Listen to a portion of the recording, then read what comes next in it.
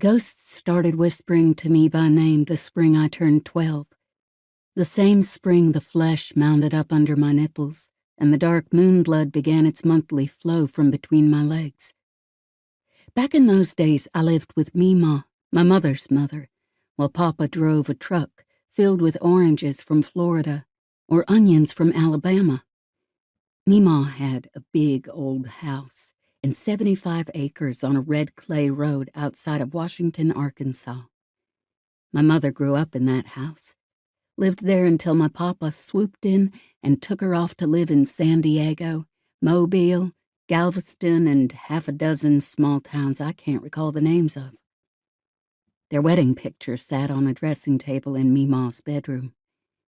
I used to perch on the matching chair and hold that picture in my hands, trying to remember what it was like before Mama died, and left me and Papa to flounder through life like leaky boats, trying to reach land through a thick fog.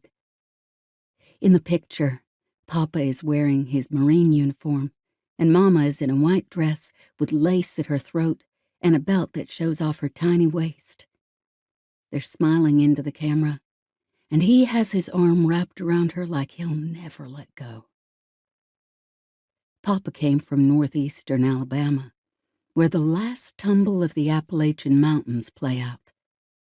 Until he joined the Marines, a year before the attack on Pearl Harbor, Papa never set foot more than 20 miles from home.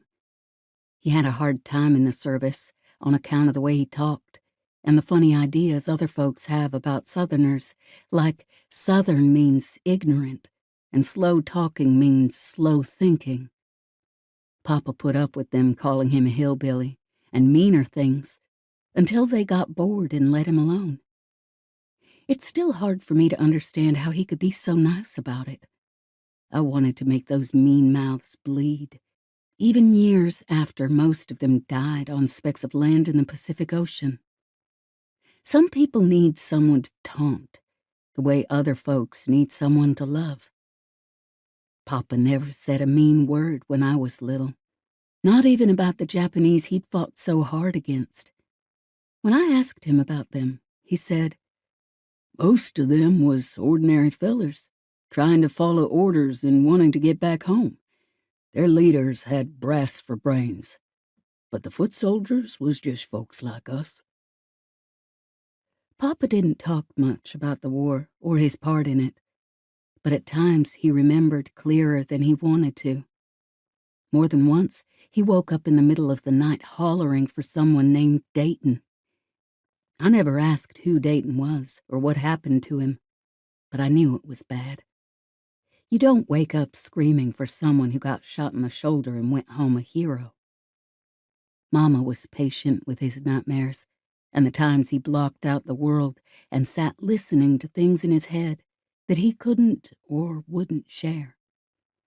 Her patience extended further for him than it did for me by a long shot. She loved me, but when she said go, I'd better get.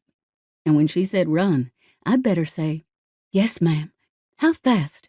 And in which direction?"